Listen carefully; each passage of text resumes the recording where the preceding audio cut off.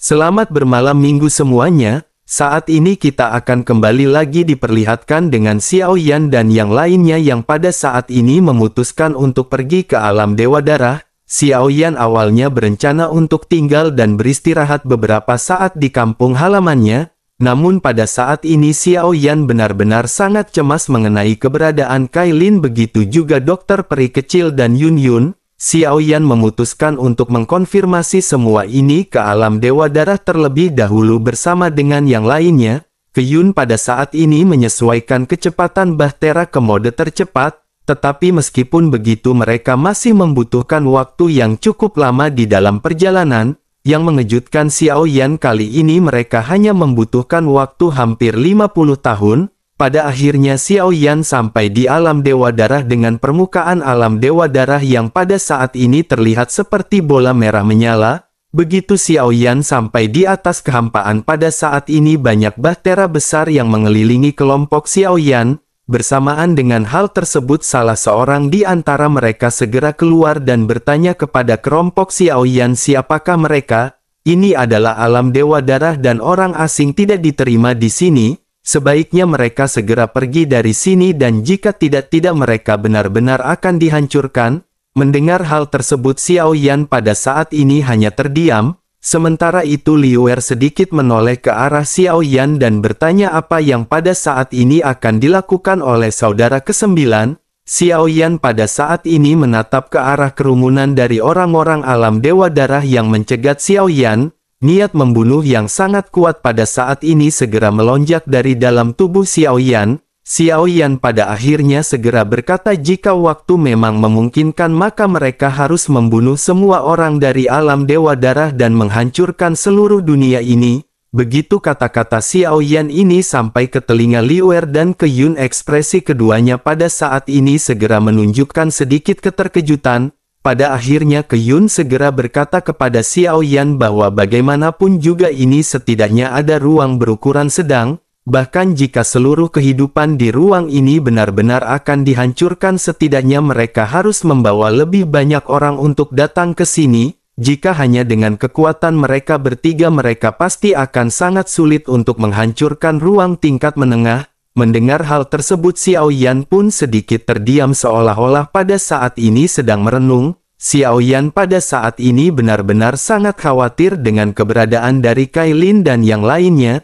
Xiao Yan pada akhirnya segera berkata jika begitu permasalahannya maka mereka harus masuk terlebih dahulu dan melihat-lihat. Begitu perkataan Xiao Yan ini terdengar pada akhirnya ketiganya pada saat ini seketika mengangguk. Liu Er pada saat ini segera melangkah maju dan seperti sebelumnya Liu Er pada saat ini segera mengeluarkan benang emas tipis. Dalam sekejap mata benang ini segera melesat dan bahtera yang tidak terhitung jumlahnya pada saat ini segera dihancurkan. Setelah berurusan dengan semua orang di luar alam pada saat ini akhirnya bahtera Xiao Yan segera memasuki alam Dewa Darah. Bersamaan dengan hal tersebut Xiao Yan pada saat ini melesatkan kekuatan spiritualnya. Namun Xiao Yan pada saat ini masih belum menemukan aura dari Kailin karena alam ini juga terlalu luas. Bersamaan dengan ketiganya yang pada saat ini mengapung di atas bahtera pada akhirnya kembali banyak bahtera yang mengelilingi bahtera milik Xiao Yan.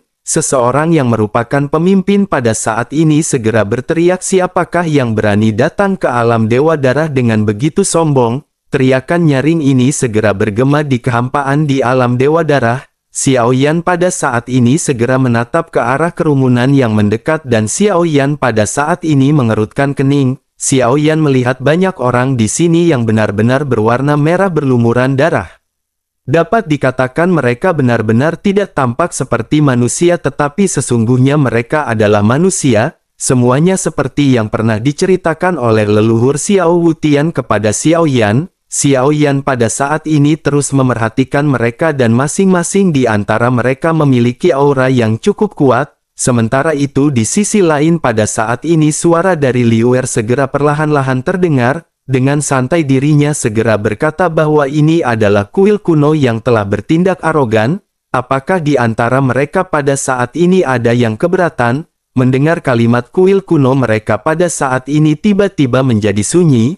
Pada akhirnya pemimpin yang sebelumnya berbicara juga segera maju beberapa langkah dan menangkupkan tangannya ke arah kelompok Xiaoyan. Sosoknya segera berkata ternyata ini adalah penguasa dari kuil kuno. Dirinya pada saat ini benar-benar ingin tahu di manakah alam Dewa Darah pernah berkonflik dengan orang-orang dari kuil kuno. Melihat ekspresi dari sosok tua tersebut pada saat ini Liu Er hanya terdiam. Meskipun kuil kuno dan kuil 10.000 iblis tidak setenar dari aliansi Dosian, apa yang telah mereka lakukan di luar benar-benar telah diketahui oleh semua alam yang berada di kehampaan. Oleh karena itu juga secara alami orang-orang dari alam Dewa Darah mengetahui sepak terjang dari kuil kuno ini. Melihat tetua yang pada saat ini tidak berkutik Liu Er pada akhirnya segera membuka mulutnya. Liu Er tidak ingin berbasa-basi dan segera bertanya kepada mereka apakah mereka menyerang alam tingkat rendah yang disebut benua Dodi. Ketika sosok tua itu mendengar kata-kata Liu Er dirinya pada saat ini tiba-tiba berkeringat dingin. Wajahnya sangat suram dan dirinya pada saat ini ragu-ragu untuk menjawab, namun pada akhirnya dirinya mengangguk dengan jujur dengan susah payah dan berkata bahwa itu memang benar. Mendengar apa yang dikatakan oleh sosok tua tersebut Liu Er pada akhirnya kembali berbicara dengan nada suara yang agung. Liu Er berkata bahwa mulai sekarang benua Dodi akan dilindungi oleh kuil kuno. Jika mereka alam Dewa Darah berani menyerang benua Dodi lagi jangan salah mereka karena kuil kuno akan sangat kejam. Suara Liu Er pada saat ini benar-benar bergema dan segera sampai ke puluhan juta orang dari alam Dewa Darah. Tetua yang berada di hadapan Liu Er juga pada saat ini segera menangkupkan tangannya. Dirinya buru-buru menganggukkan kepalanya dan berkata bahwa mereka pasti akan menuruti perintah dari Tuan. Sementara itu di belakang Liu Er sosok Xiaoyan pada saat ini segera berbicara dengan ekspresi suram. Xiaoyan juga tidak ingin banyak basa-basi dan segera bertanya apakah alam Dewa Darah pernah menangkap seseorang dari benua Dodi. Mendengar hal tersebut pada saat ini sosok tua itu buru-buru menjawab pertanyaan Xiaoyan. Dirinya berkata bahwa mereka tidak membawa kembali tahanan apapun. Terkecuali tetua tamu yang ada di alam Dewa Darah pada saat ini hanyalah anggota dan orang-orang dari alam Dewa Darah itu sendiri. Alam Dewa Darah tidak pernah menerima orang asing terlebih lagi dengan tahanan. Tuan bisa yakin dengan apa yang pada saat ini dikatakan oleh mereka. Mereka akan mengungkapkan sejujur-jujurnya informasi yang diinginkan oleh tuan-tuan. Melihat sosok tua yang menjawab dengan tergesa-gesa dan tanpa berpikir Xiaoyan pada saat ini sedikit menyipitkan matanya. Xiaoyan memperhatikan nada dan sikap pria tua tersebut ketika dirinya menjelaskan semua ini. Xiaoyan pada saat ini merasa bahwa tidak ada tanda-tanda pria tua tersebut berbohong kepada Xiaoyan. Xiaoyan pada akhirnya berpikir sekarang tampaknya hilangnya Kailin dan yang lainnya secara misterius tidak ada hubungannya dengan alam Dewa Darah. Masalah ini mungkin menyembunyikan sesuatu yang lebih besar di baliknya. Xiaoyan juga tidak tahu apakah masalah ini adalah permasalahan yang baik atau buruk. Bersamaan dengan hal tersebut Xiaoyan juga pada saat ini berpikir bahwa ada satu lagi kemungkinan yang bisa diterima oleh Xiaoyan. Tampaknya ini mungkin adalah permainan catur yang telah diatur oleh Yang Mulia sebelum reinkarnasi. Mengapa Xiaoyan bisa meyakini hal tersebut adalah karena orang-orang yang menghilang secara misteris ini bukanlah orang-orang yang tidak ada hubungannya dengan Xiaoyan. Oleh karena itu Xiaoyan pada saat ini benar-benar sangat percaya bahwa kemungkinan yang terakhir ini adalah kemungkinan yang sangat tinggi. Xiaoyan pun menghela nafas karena pada saat ini kecurigaan bahwa semua ini dilakukan oleh alam Dewa Darah setelah sepenuhnya dihilangkan. Namun Xiaoyan pada saat ini masih memiliki kebencian yang kuat di hatinya atas semua apa yang dilakukan oleh alam Dewa Darah. Tetapi meskipun begitu Xiaoyan pada saat ini masih belum memiliki kekuatan untuk menghancurkan mereka. Sementara itu di sisi lain pada saat ini terlihat seorang prajurit yang memberikan informasi kepada seorang tetua. Dirinya berkata bahwa kartu kehidupan dari Kaisar Dewa Darah pada saat ini telah hancur. Para tetua yang mendengar kabar tersebut pada saat ini benar-benar hanya bisa menunjukkan senyum pahit. Tampaknya mereka pada saat ini benar-benar telah berhadapan dengan lempengan besi yang sangat kuat. Bahkan Kaisar Dewa Darah yang merupakan Dogut pada saat ini benar-benar telah mati. Sementara itu kembali ke Xiao Yan yang pada saat ini selesai merenung, Xiao Yan pada akhirnya segera berkata bahwa mereka pada saat ini sudah bisa pergi. Qiyun dan Liu Er pun pada saat ini segera mengangguk dan setuju dengan apa yang dikatakan oleh Xiao Yan. Namun begitu ketiganya berbalik dan hendak pergi untuk meninggalkan alam Dewa Darah, tiba-tiba sosok Liu Er tertegun sebelum akhirnya kembali berbalik ke arah semua tetua dari alam Dewa Darah. Pada saat ini ada sosok yang baru saja muncul di depan orang-orang dari alam Dewa Darah dengan mata yang sangat dingin. Sosok tersebut pada saat ini memancarkan momentum yang sangat kuat yang meletus di kehampaan. Tubuh Xiao Yan dan yang lainnya pada saat ini sedikit terguncang dan dalam sekejap pada saat ini sebuah kata segera terdengar. Sosok yang baru saja muncul perlahan segera berkata mungkin tidak baik bagi mereka bertiga untuk pergi begitu saja. Xiao Yan pada saat ini mengerutkan kening karena Xiao Yan bisa merasakan bahwa perkataan tersebut mengandung balas dendam yang sangat kuat. Pada saat yang sama pada saat ini Qiyun yang berdiri di samping Xiao Yan dengan tangan di belakang juga segera mulai bergerak. Sosoknya seketika menghilang dan begitu sosoknya kembali muncul dirinya sudah berada sekitar 1 meter di hadapan pria tersebut. Qiyun pada saat ini segera menatap ke arah sosok tua kurus dengan mata yang sangat tajam dan mendominasi. Setelah itu Qiyun segera berbicara dengan suara yang halus, apakah mereka percaya atau tidak? Selama Qiyun bersedia dirinya akan sepenuhnya membuat bagian ruang dari alam Dewa Darah ini menghilang dengan cepat. Dirinya benar-benar akan menghancurkan alam Dewa Darah dan menghilangkannya di antara 3000 alam ini. Meskipun suara Qiyun ini rendah dan hanya dapat didengar oleh pria tua tersebut, tetapi tekanan dalam bisikan itu benar-benar sangat mencengangkan.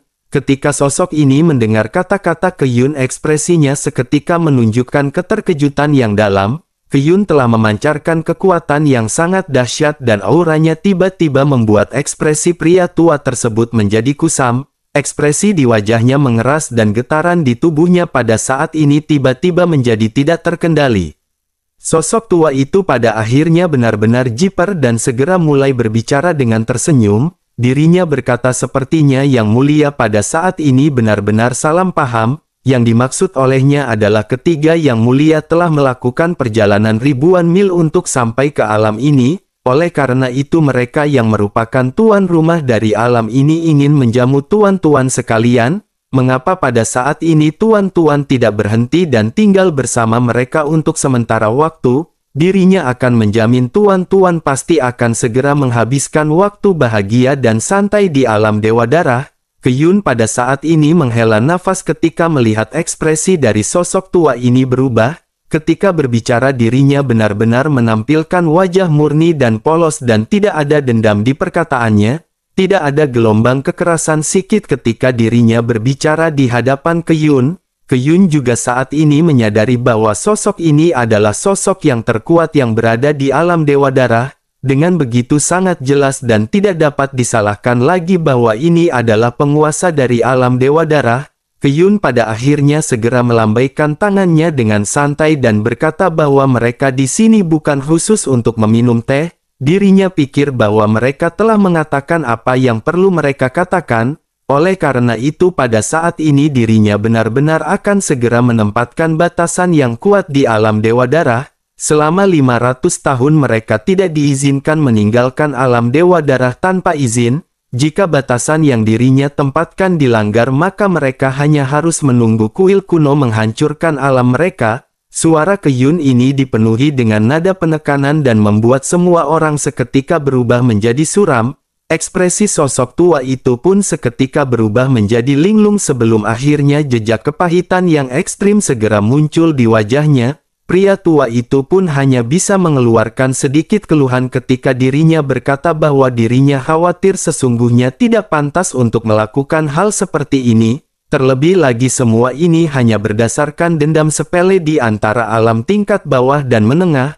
Oleh karena itu mengapa pada saat ini kuil kuno harus mengambil tindakan kepada mereka? Qiyun pada saat ini mengabaikan perkataan sosok tua tersebut dan kembali berkata bahwa mulai pada saat ini benua Dodi didukung oleh kuil kuno. Itu adalah kampung halaman dari saudara junior ke-9 mereka. mendengar Keyun yang kembali berbicara dengan tekanan yang sangat kuat, sosok tua itu pun seketika menundukkan kepalanya. Dirinya benar-benar tidak lagi berani membantah dan dirinya segera berkata bahwa semuanya akan dilakukan dengan baik. Mereka alam Dewa Darah secara alami tidak berani macam-macam lagi dengan benua Dodi. Selama 500 tahun ini mereka orang-orang dari alam Dewa Darah juga akan dengan ketat mematuhi perintah dari Tuan. Mereka tidak akan pernah keluar begitu saja tanpa izin dari Tuan. Mereka akan berusaha sebaik mungkin untuk melakukan apa yang baru saja Tuan katakan. Setelah mendengar hal ini, Keyun pada akhirnya segera berbalik dan menghampiri Xiao Yan. Setelah itu dirinya pun segera melambaikan tangannya dan sebuah penghalang besar segera muncul dalam sekejap mata.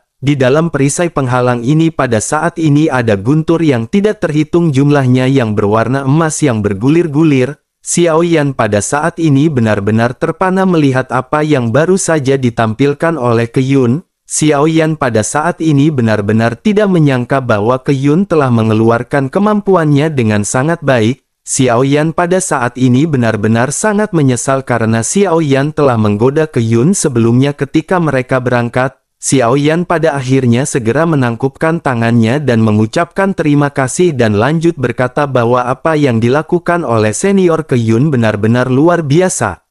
Menanggapi hal tersebut, Keyun pada saat ini melambaikan tangannya dan berkata bahwa saudara ke-9 tidak perlu terlalu sopan. Mulai sekarang urusan dari saudara ke-9 adalah urusan dari kuil kuno. Mereka semua tahu bahwa identitas dari saudara ke-9 ini tidaklah biasa. Oleh karena itu mereka akan berusaha semaksimal mungkin untuk membantu saudara ke-9 menyelesaikan permasalahan sepele seperti ini. Dengan begitu maka saudara ke-9 akan bisa berlatih dengan tenang dan segera menyelesaikan misinya. Xiao Yan pun menganggukkan kepalanya dan Xiao Yan pada saat ini benar-benar merasa terharu. Pada akhirnya kelompok Xiao Yan pada saat ini segera melesat pergi sambil berbincang-bincang meninggalkan alam Dewa Darah. Melihat bahtera besar ini pergi pada saat ini para tetua dari alam Dewa Darah hanya bisa tersenyum pahit. Pemimpin dari alam Dewa Darah juga pada akhirnya menghela nafas sebelum akhirnya dirinya merenung seolah-olah memikirkan sesuatu. Pada akhirnya sosoknya segera lanjut bergumam apakah Bincang dan yang lainnya sudah kembali dari partisipasi kompetisi 10.000 alam. Mendengar hal tersebut salah seorang tetua lainnya pada saat ini segera mulai berbicara. Dirinya berkata kepada Kaisar Darah bahwa mereka semua sedang dalam perjalanan kembali. Selain itu juga ada kabar bahwa mereka telah berhasil dipilih oleh aliansi Dosian. Dengan begitu maka mereka akan dapat bergabung dengan aliansi Dosian di masa depan. Setelah mendengar hal ini ekspresi di wajah dari Kaisar Darah seketika berubah. Dirinya pada akhirnya menghela nafas dan berkata bahwa benua Dodi ini sebenarnya benar-benar memiliki kemampuan. Mereka bisa menggunakan kuil kuno sebagai pendukung mereka dengan mudah.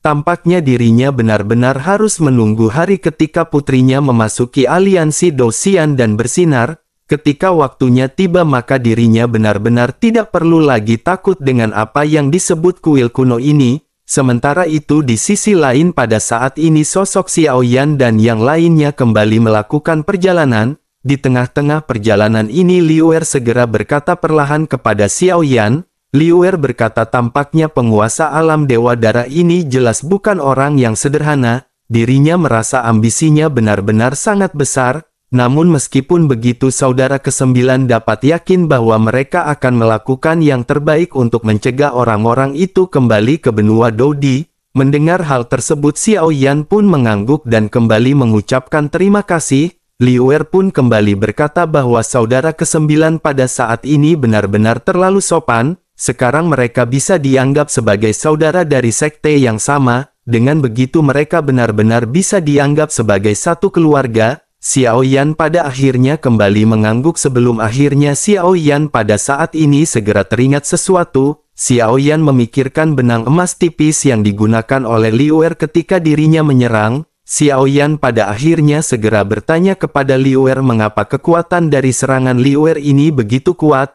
Mendengar hal tersebut Liu Er pun seketika tersenyum dan berkata bahwa itu hanyalah hal yang wajar. Ini adalah keahlian uniknya dan dapat membunuh orang secara tidak terlihat. Serangan ini berbentuk benang tipis dan itu disebut dengan benang emas pembunuh. Bahan yang digunakan untuk membuatnya juga cukup langka bahkan di dunia tingkat atas. Selain itu bahkan orang biasa pun akan sangat kesulitan untuk menggunakannya. Mendengar hal tersebut Xiao Yan pada saat ini memiliki ekspresi penasaran di wajahnya. Xiao Yan pada akhirnya segera bertanya tingkat keterampilan bertarung apakah benang emas pembunuhan ini.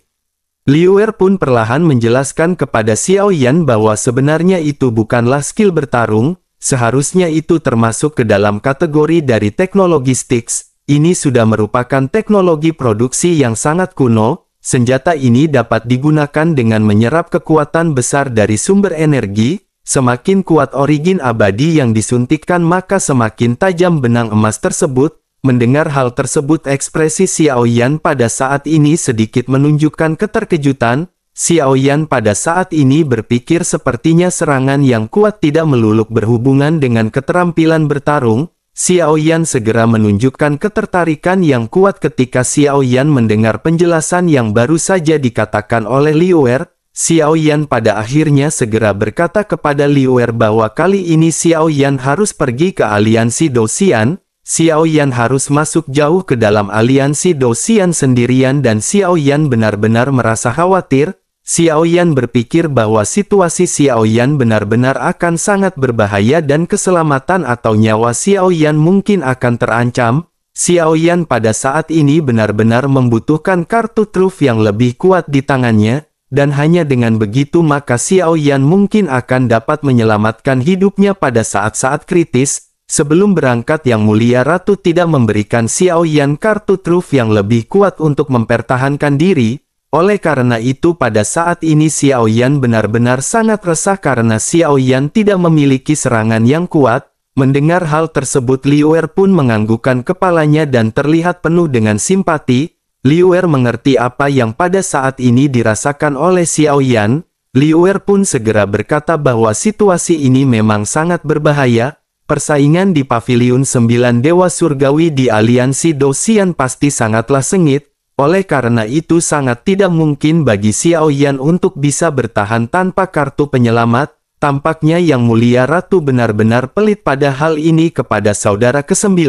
Xiao Yan pun menganggukkan kepalanya dan berkata bahwa apa yang dikatakan oleh saudara ke-6 memang benar. Oleh karena itu jika saudara ke-6 pada saat ini murah hati bagaimana jika senjata unik ini diberikan kepada Xiao Yan sebagai kartu truf miliknya. Dengan begitu maka Xiao Yan akan bersinar di aliansi Dou-Xian dan akan segera melesat ke puncak. Mendengar hal tersebut Liu Er pada saat ini segera menoleh ke arah Xiao Yan dan benar-benar merasa sangat bingung. Sementara itu Xiao Yan pada saat ini masih terus meyakinkan Liu Er. Xiao Yan berkata agar saudara ke-6 pada saat ini jangan khawatir. Xiao Yan tahu bahwa senjata ini pasti sangat berharga di tangan dari saudara ke-6. Hal tersebut benar-benar tidak ternilai meskipun dibandingkan dengan uang dan Xiao Yan pada saat ini benar-benar ingin berjanji. Xiao Yan berjanji kepada saudara ke-6 bahwa Xiao Yan akan menjaga benda ini dengan sangat baik. Mendengar hal tersebut Liu Er pada saat ini masih terdiam sementara Keyun pada saat ini segera membuka mulutnya.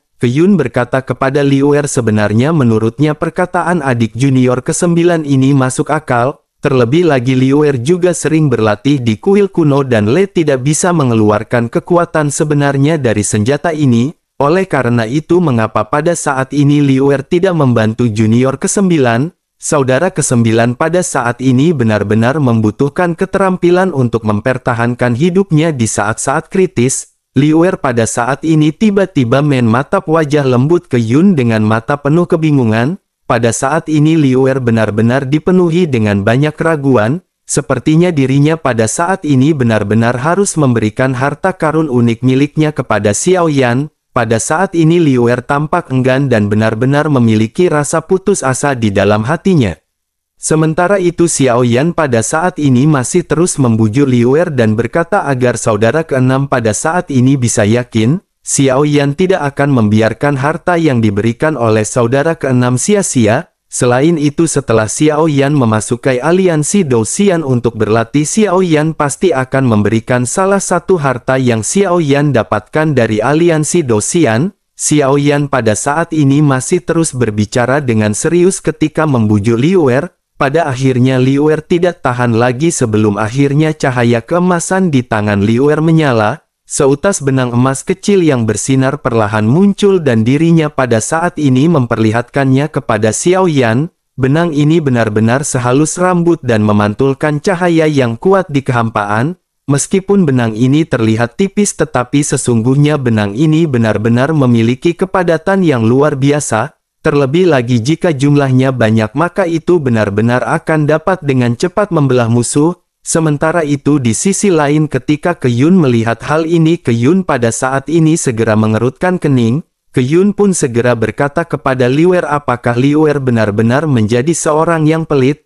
Apakah Liu Er benar-benar hanya akan memberikan satu lembar benang emas ini kepada saudara ke-9?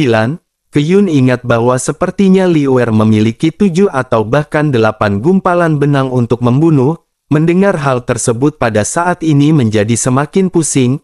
Liu Er menatap Keyun sejenak sebelum akhirnya tanpa daya dirinya segera mengeluarkan semua benang emas miliknya.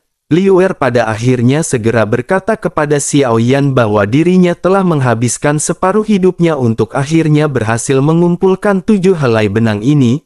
Nilai spesifik dari setiap helai benang ini tidak lagi dapat diukur dengan jumlah uang.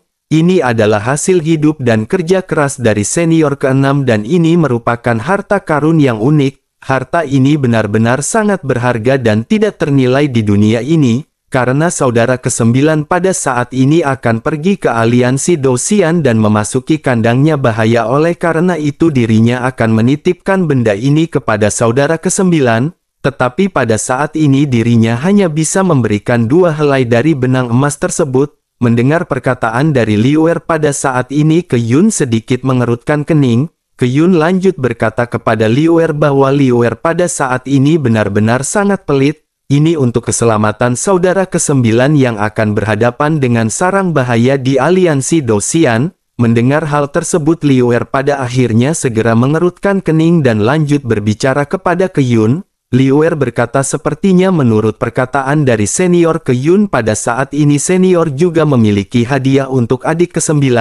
Keyun pada saat ini juga seketika tertegun sementara Xiao Yan menatap ke arah Keyun. Sambil tersenyum pada akhirnya Keyun mau tidak mau segera mengeluarkan sesuatu dari cincin penyimpanannya. Xiao Yan melihat 2 benda yang pada saat ini dikeluarkan oleh Keyun dan tergantung di angkasa. Xiao Yan melihat seonggok benda yang seperti pesawat sementara yang lainnya adalah cangkang kura-kura. Keyun pada akhirnya segera menjelaskan kepada Xiao Yan bahwa ini adalah pesawat yang memiliki daya hancur yang menakjubkan. Dengan benda ini maka saudara Xiao Yan akan bisa menimbulkan serangan kuat di dalam pertempuran. Sementara itu cangkang kura-kura ini akan memberikan saudara ke-9 pertahanan yang mutlak. Jika saudara Xiao Yan tidak bisa berhadapan dengan musuh maka saudara Xiao Yan akan bisa bersembunyi di dalamnya. Benda ini bisa membengkak hingga ukuran 10 meter dan akan cukup untuk menampung belasan orang. Di dalamnya terlebih lagi kekuatan dari pertahanannya juga sangat kuat dan itu tidak akan dapat dengan mudah dihancurkan.